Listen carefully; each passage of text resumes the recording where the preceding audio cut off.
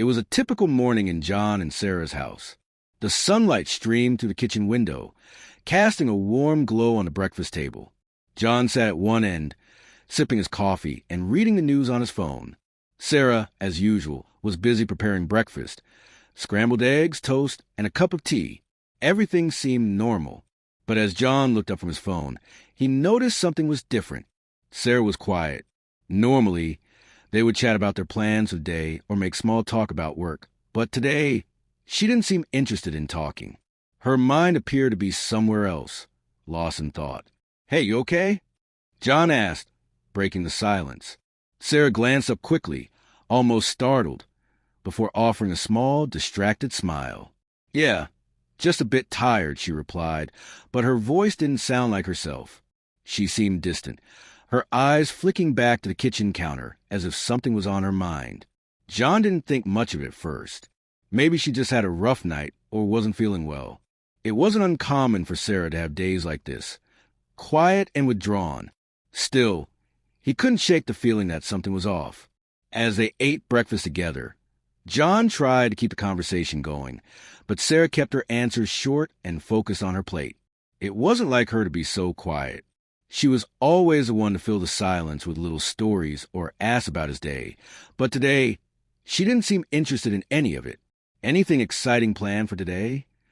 John asked, trying to lighten the mood. Sarah paused, her fork halfway to her mouth. "I'm going out later," she said, her voice almost robotic. It was a simple answer, but the way she said it made John raise an eyebrow. She didn't usually keep her plans so vague. "Where are you going?" he asked casually, trying to keep the conversation normal. "I didn't know you had any plans." Sarah's eyes flickered briefly, with an emotion John couldn't quite read. She didn't answer him right away, as if deciding how to respond. Finally, she put her fork down, looked at him, and said in a clipped tone, "It's not your business where I'm going." John was taken aback by her sudden sharpness. He wasn't used to Sarah being so defensive, especially about something as simple as where she was going. He tried to brush it off, thinking maybe she was just having a bad morning. But deep down, a small knot of worry started to form in his stomach. "Okay," John said, trying to keep his voice calm. "I just thought you'd tell me, that's all." Sarah didn't seem to notice the hurt in his voice. She stood up and grabbed her jacket, preparing to leave. "I'll be back later," she said, her tone more final than usual. And with that, she was gone. John watched her leave, his thoughts racing. Why was she so secretive today? Normally, they shared everything, even the smallest details of their day. But today, it felt like she was shutting him out. He didn't want to overthink it, but the nagging feeling of something being wrong wouldn't leave his mind. He sat there at the kitchen table for a moment, staring at his cup of coffee, the quiet hum of the house filling the space between his thoughts. Something wasn't right. He could feel it in his bones. John tried to get back to his day. He pulled his phone back out and checked his emails. He distracted himself with work, but the thought of Sarah being secretive haunted him. It wasn't like her. Why hadn't she told him where she was going? And why had she been so cold when he asked? A small voice inside John's head kept saying the same thing over and over. This isn't like her. But maybe he was just overthinking things. Maybe it was nothing. Still, as the day went on, that small worry lingered. And by noon, when Sarah still hadn't called or texted, that worry began to grow. John shook his head, trying to focus on his work, but he couldn't help wondering what was really going on with Sarah. John's mind couldn't let go of what had happened that morning. As the day went on, the questions he had about Sarah's strange behavior only grew. She had left the house in such a hurry, and she hadn't even told him where she was going. That wasn't like Sarah. She was usually open with him about everything, even the small details. The clock ticked away as John tried to distract himself with work. But the silence in the house seemed to get louder with each passing hour. He checked his phone again, hoping for a text from Sarah. Nothing. It was strange. Normally, if Sarah was out, she'd send him a quick text just to check in, even if it was something simple like, "Hey, I'm fine, just running a little late."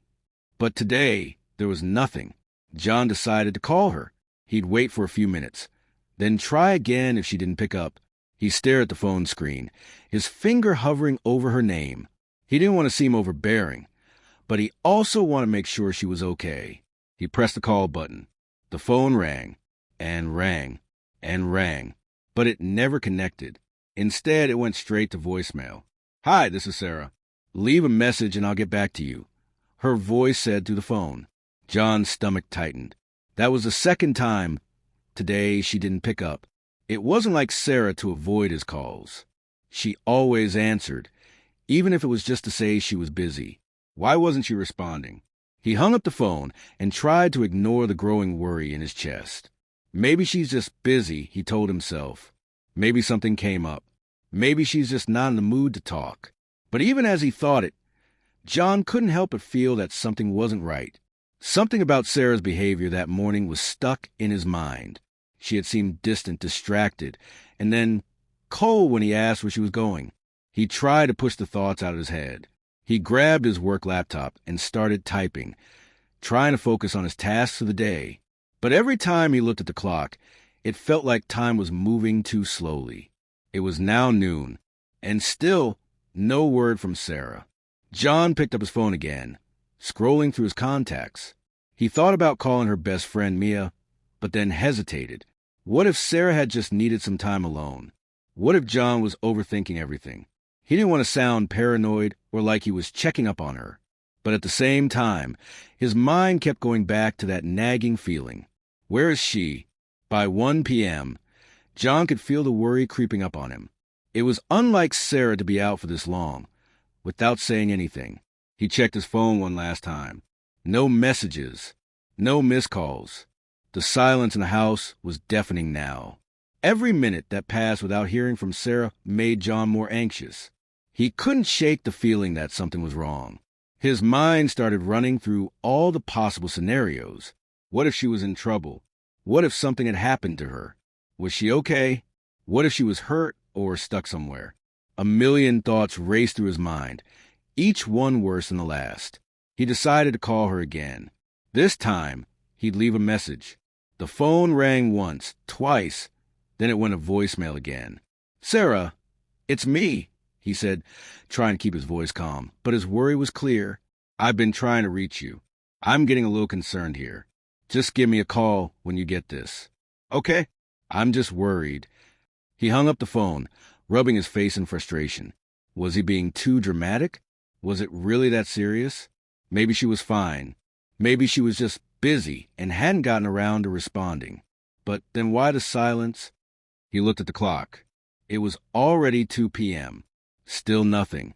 At this point, he was no longer trying to convince himself everything was fine. John couldn't ignore the feeling that something was very wrong. Something wasn't adding up. He stood up from his desk and paced around the living room, his mind spinning. His heart was beating faster than usual, and his hands felt sweaty. He didn't want to make a big deal out of it, but he couldn't shake the feeling that something was seriously off. Why was she so secretive? Why had she left without telling him anything? John's mind was clouded with doubt and fear. The quiet house seemed to suffocate him. It felt like the walls were closing in, and the uncertainty about Sarah was becoming unbearable. He glanced out the window. The sun was still shining, but the day felt darker than before. His thoughts kept returning to Sarah, and the more he thought, the more his worry grew. The next few hours dragged on. By the time it was 3 p.m., John had lost count of how many times he had checked his phone. He had even gone so far as to look through their past text messages, wondering if he had missed something, any clue, any sign, that could explain Sarah's strange behavior today. But there was nothing, just the usual text jokes and pictures they'd shared. Nothing out of the ordinary. John sat back down on the couch, feeling more helpless than ever. The waiting was unbearable. He had no choice but to wait. Wait for Sarah to come back. Wait for her to call. Wait for something to explain what had happened. But the waiting was making him more anxious with each passing minute. He couldn't just sit there anymore. Something told him he needed to act. It had been hours since John last heard from Sarah. The house was eerily silent, the clock ticking loudly in his ears. His mind wouldn't stop racing. He tried calling her again, but once more his call went straight to voicemail. The last time he'd heard from her was this morning, and now it was nearing the evening. Something had to be wrong. John sat in the living room, his phone in hand, staring at the screen. He couldn't sit still any longer. He needed to do something. Anything. He stood up abruptly and paced around the room, his thoughts tumbling over each other. His worry for Sarah had turned into something far deeper. Panic. Every time he checked his phone, there were no messages, no missed calls. It was as if she had disappeared. Where could she be? Why isn't she answering? Just then, his phone buzzed in his hand. John jumped, heart racing. He quickly grabbed it, hoping it was Sarah. But when he looked at the screen, his stomach dropped. The number wasn't familiar. A strange sense of dread washed over him. Who could this be? Why would someone be calling him at this hour, especially when Sarah was still missing? He hesitated for only a second before answering the call. "Hello," John said, his voice shaky. "Is this Sarah?" There was a pause on the other end of the line, and then a voice, distorted with panic, replied, "Is this Sarah's husband? You need to come here now. She's in trouble." John's heart skipped a beat. "What? Who is this? What's going on?" The voice was tense, almost urgent. "Listen to me. You need to come to the old warehouse down at the docks. It's a matter of life or death. You don't have much time." John's head was spinning. What was happening? What did this person mean by life or death? He was about to ask more questions when the caller spoke again, their voice rising in fear. "You have to hurry. Get to the warehouse. And don't tell anyone where you're going. If you call the police or delay, it might be too late." Then, without another word, the call abruptly ended. John stood frozen. The phone still pressed his ear, even though the line had gone dead. His heart was pounding in his chest, and his hands were shaking. He stared at the phone, trying to process what had just happened. Sarah's in trouble? At the warehouse? What does this mean? A flood of questions hit him all at once. Who was that on the other end of the line? Why was Sarah at a warehouse? And more importantly, why hadn't she called him herself? Why had someone else been the one to contact him? He took a deep breath, trying to collect himself. The panic was growing stronger, but he knew he couldn't waste any more time thinking. He had to act. He had to find her. John grabbed his jacket from the back of the couch and rushed out the door. His mind was racing as he jumped into his car. The warehouse district was a long drive away, and in his current state, it felt like the longest drive of his life. The city streets blurred around him as he sped down the road, his hands gripping the wheel so tightly his knuckles were white. The call had shaken him, and the sense of urgency in the caller's voice was still ringing in his ears. He could hardly think straight, but he had one clear goal in his mind. He needed to get to that warehouse. It didn't take long before a familiar industrial area came into view. The air felt different here, heavier, colder. The warehouses looked abandoned, old, and dark. Some of them had broken windows, and the ones still in use had rusty, faded signs. This was not a place anyone would want to go at night. John slowed down as he entered the area, glancing at the buildings around him. He didn't know what he was expecting, but the scene ahead was unsettling.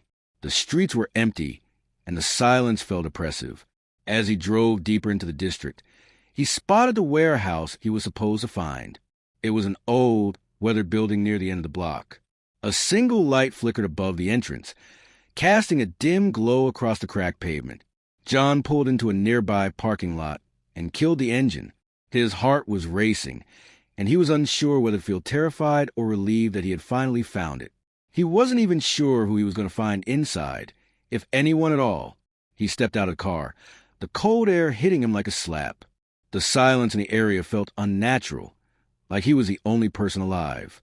He walked cautiously toward the entrance, his footsteps echoing in the stillness. John reached for the door and pulled it open slowly.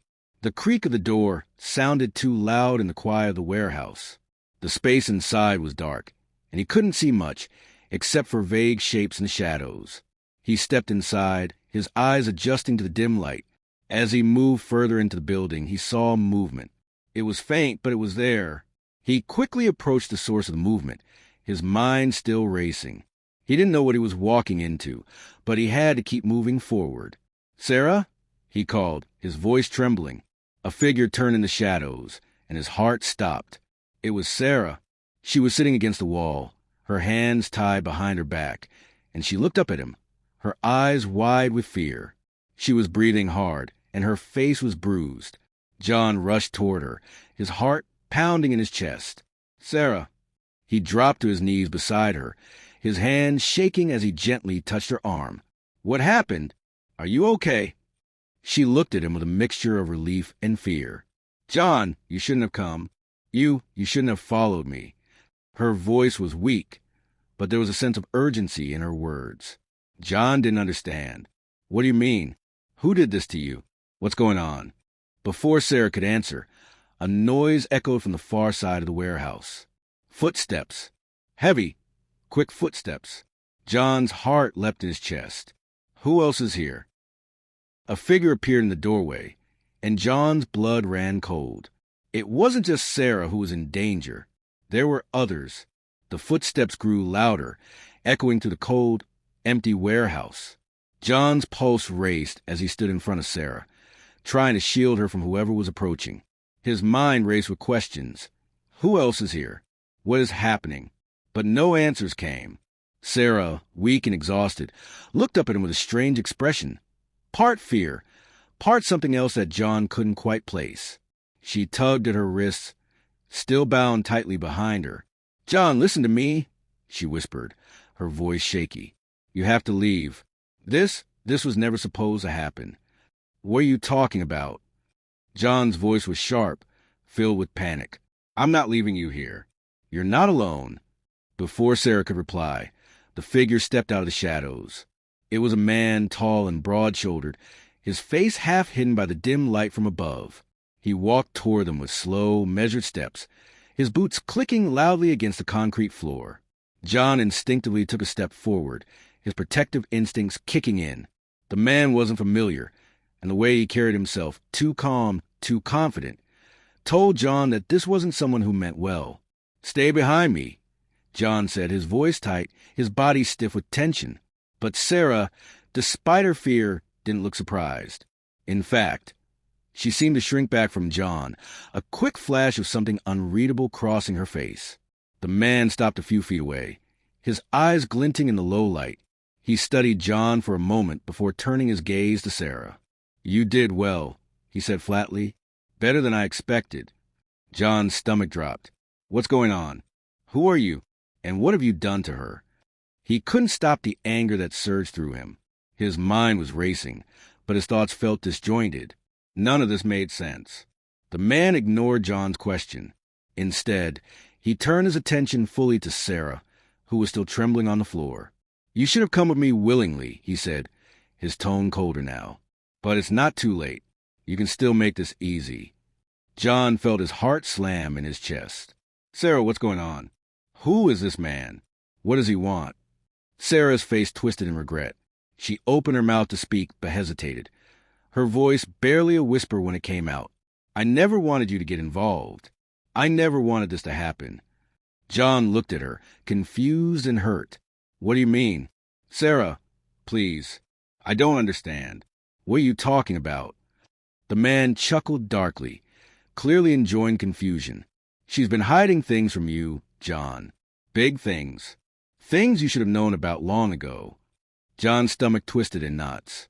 Hiding things? What could she have been hiding? Was this some kind of misunderstanding? "I've been working with her for months," the man continued, his voice low and matter-of-fact. "We had a deal, and she almost blew it. But she's not the one to blame for this. You are." John's mind was spinning, and he felt the ground shift beneath him. "What? No, that's impossible. I don't believe you. Sarah wouldn't be involved in anything like this." The man's eyes darkened. "You should have stayed out of this, John. The moment you got involved, you made yourself a target." John's heart stopped. A target? What was he talking about? Before he could ask any more questions, Sarah's voice broke through the tense silence. "I didn't want to hurt you, John, but I had no choice." John's eyes widened. "No choice? What are you talking about?" Sarah finally looked him directly in the eyes, her face pale, her expression full of regret. "I'm sorry. I never meant for you to get dragged into this. I thought I could handle it on my own, but I was wrong."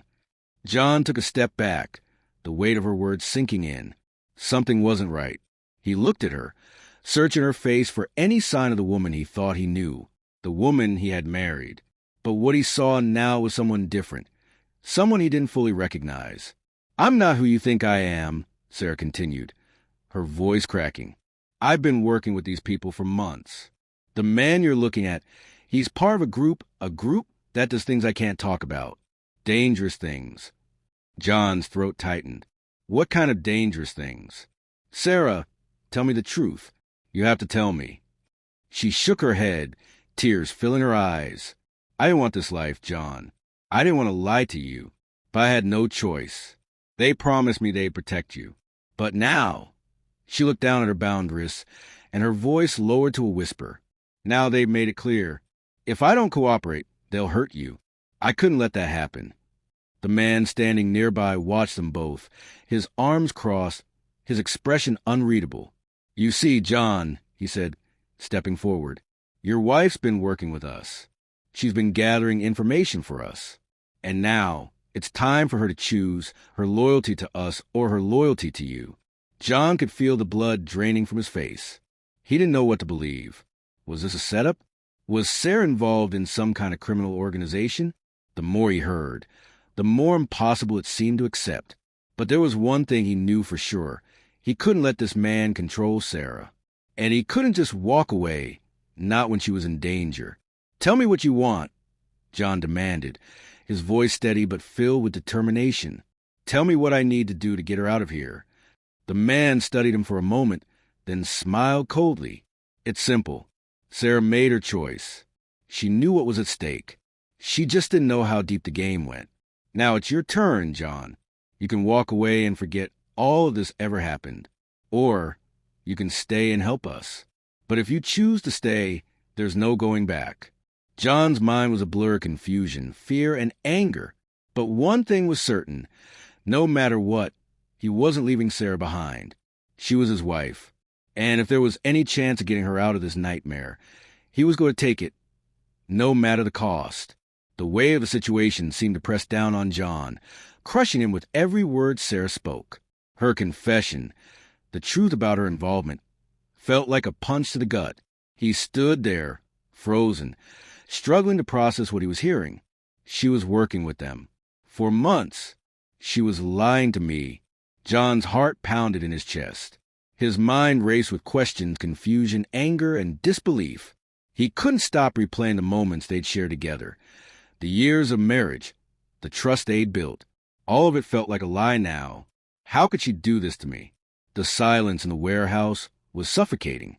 Sarah, still bound to the wall, looked at him with tears in her eyes, her face pale. The man standing nearby, the one who'd called John to this place, continued to observe them with a cold, detached expression. He didn't seem to care about the emotions running through John. He only cared about what Sarah could do for him. John finally spoke, his voice raw with emotion. "Why, Sarah? Why didn't you tell me? Why didn't you trust me enough to tell me the truth?" Sarah's eyes filled with tears as she lowered her gaze. I thought I could protect you. I thought I could handle it myself. But it got worse, John. It got dangerous. I didn't want you to be part of this, and I didn't want you to get hurt." Her words cut through him like a blade. She was trying to protect me? John took a shaky step forward. Protect me? By lying to me? By keeping secrets from me for months? You didn't trust me enough to let me help you. Sarah trembled, her face filled with guilt.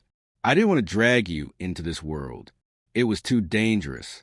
I thought if I kept it from you, I could protect us. I thought I could keep you safe. John ran a hand through his hair, trying to make sense of it all. The anger was building inside him now, mixed with a sense of betrayal that he couldn't shake. He had loved this woman, trusted her with everything, and yet she had kept the biggest secret of all from him. I don't understand, Sarah, he said, his voice breaking. Who are these people? What kind of dangerous things have you been involved in? The man standing behind him finally spoke up, his voice cold and mocking. You really don't know, do you? Your wife has been working for us as an informant. She's been gathering intel, very valuable intel, for quite some time now. Government secrets, corporate espionage, and more. She's been our eyes on the inside, feeding us information. John's eyes widened. He couldn't believe what he was hearing. You're telling me she's been spying for you? For months? What kind of people are you? The man's smile was thin and humorless. You're not in a position to ask questions, John. The only thing that matters now is that Sarah's made her choice. She's done well for us, but if she doesn't continue to cooperate, things could get ugly. John looked back at Sarah, who was still trembling, her eyes wide with fear. Is this true, Sarah? Were you spying on me? On us? His voice cracked as he spoke, the hurt and betrayal now fully consuming him. Sarah nodded slowly, her tears streaming down her face. Yes, it's true. I've been gathering information for them. But I never wanted you to get hurt. I never wanted this life for us. I thought I could stop it. I thought I could end it. But they wouldn't let me go. I was trapped, John. And now I'm sorry. John's head was spinning. The woman he had married, the person he had trusted with his heart, had been living a double life, one that he had no idea about. He couldn't understand why she hadn't told him sooner, why she had kept him in the dark about something so dangerous. I can't believe this, John whispered, his voice hoarse. I can't believe I didn't see it. How could I have been so blind? Sarah's voice was barely audible as she spoke. I never wanted to lie to you. I swear, but they had leverage. They knew everything about me, about us, and they threatened to hurt you, to hurt the people I care about. That's why I did it, to protect you. John felt a wave of frustration and anger rise within him. He couldn't deny that Sarah had been trying to protect him, but at what cost? The lies, the deception, the fact that she had been involved in this dangerous world without him ever knowing. It was too much to bear. He turned away from her for a moment, trying to process everything. The cold warehouse, the man standing across from him, the woman he loved. All of it felt like a nightmare. He faced her again, his voice shaky but firm. You should have told me, Sarah. You should have trusted me enough to let me help you. I could have helped. Sarah reached out with her bound hands, her voice desperate. I wanted to tell you. I really did. But I thought I could end it. That would go away. But now it's too late. John stood there, torn between the love he still felt for her and the sense of betrayal that was tearing him apart. This wasn't the woman he thought he knew. Or was it? The man who had been watching them finally spoke again, his voice dripping with sarcasm. Well, it's nice to see the two of you working through your little issues. But let's get to the point, shall we? John's eyes narrowed. What do you want from her? From me? The man stepped forward, his expression hard. We've come to collect John. Sarah's been very useful, but we're running out of patience. She knows too much now, and we can't just let her go. John's fists clenched at his sides. You're not taking her anywhere. Sarah's eyes widened with fear. John, you don't understand. It's too late for me. They won't let me go. They'll... No, John interrupted, his voice growing stronger. I'm not letting you go through this alone. We'll figure this out. We'll find a way. The man laughed bitterly, his eyes narrowing. You're wasting your time, but I guess it doesn't matter. The choice is hers, not yours. John turned back to Sarah, his voice softening. Sarah, we can still get through this. I know you didn't want any of this, but we have to get you out of here. And I won't give up on you. I won't. Tears welled up in Sarah's eyes as she looked at him, her face a mixture of guilt and hope. I never wanted this life, John. I never wanted to drag you into it. But now, I don't know how to fix it. John took a deep breath, his heart heavy with uncertainty. But I have to try. For her. For us. The cold, dim light of the warehouse still hung heavy in the air as John stood beside Sarah, his heart torn in two. The danger was far from over, but something inside him had shifted. The world around them felt uncertain, but there was one thing he knew for sure. He couldn't walk away from her, not now, not after everything they had been through. Sarah, his voice was soft but filled with determination. I don't know what comes next, but I do know that I'm not leaving you behind. Sarah looked up at him, her face pale and tired, her eyes red from crying. She seemed like a shadow of the woman he had once known, but deep down, he could still see the woman he loved. the woman who was fighting for a way out of this nightmare. "You don't have to do this," she whispered. "You don't have to be part of this world. It's too dangerous." John took a deep breath. "I know, but I don't have a choice, Sarah. You're my wife. And no matter what you've been through, no matter what you've done, we're in this together. You've made mistakes, but that doesn't mean it's over for us."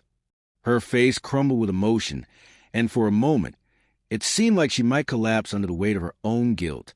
"I'm so sorry, John. I never meant to hurt you. I thought I could protect you. I thought I could fix everything before it went this far. But I failed you. I failed us." John stepped closer to her, kneeling down to her level, his hands gently touching hers. "We both made mistakes, Sarah. But the important thing is that we have a chance to start over, to rebuild, together." A faint, fragile smile appeared on Sarah's face as she looked at him. "You still want that? Even after everything?" John nodded, his voice steady. "Of course. We can't change the past, but we can choose what happens next. I'm here with you, Sarah. We'll figure this out." The man who had been watching them, the one who had been orchestrating the whole situation, finally spoke. "You're wasting your time. You can't protect her. You can't protect yourself." John turned toward him, his expression hardening.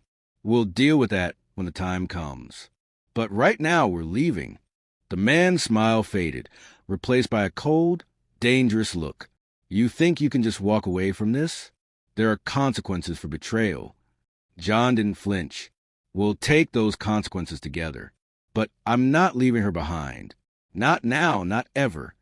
There was a long pause, the tension thick in the air. But finally, the man backed down. "Fine. But know this, John, there's no going back from this. You're both in this now." As the man turned to leave, John helped Sarah to her feet, carefully untangling the ropes that bound her hands. His hands were steady now, and Sarah's eyes never left him as he worked. "We'll get through this, Sarah," he said, his voice calm and reassuring. "I promise." She nodded slowly, tears still in her eyes but now filled with hope. "I don't deserve your forgiveness, John. I don't deserve a second chance." "You do," he replied firmly. "You're not alone anymore. We're in this together." With Sarah finally free from her restraints, John took her hand, pulling her gently toward the exit. The weight of everything they had gone through, the lies, the secrets, the danger, still hung heavily in the air, but there was a quiet sense of resolve between them. As they walked out of the warehouse into the cool night, John felt the weight of the world shift just a little. There was no clear path ahead, and the road would be difficult. The threats were far from over, and they both had a lot of healing to do. But for the first time in a long while, John felt something he hadn't felt in months. Hope. The future was uncertain, but they had a chance to build it together. And for now, that was enough. As Sarah and John walked into the uncertain night, hand in hand, they knew the journey ahead wouldn't be easy. The truth had come crashing down around them, and the lies had almost torn them apart. But through the darkness, a flicker of hope remained. They were no longer just survivors. They were partners, ready to face the consequences of their past decisions together. John had chosen to stand by Sarah, despite the betrayal, despite the danger still lurking around every corner. It was a choice that wasn't made lightly, but it was one that he knew deep down was worth it. Sarah, on the other hand, had found something in his unwavering support that she hadn't realized she needed. Redemption, a second chance. The road ahead would be long, fraught with challenges, and the shadows of their past would always follow. But they had something stronger now. The resolve to rebuild, to trust each other again, and to fight for a future where the mistakes of the past didn't define them. In the end, their story wasn't one of perfect love or easy answers, but one of resilience and hope. A reminder that even in the darkest of times, there's always a chance for a new beginning.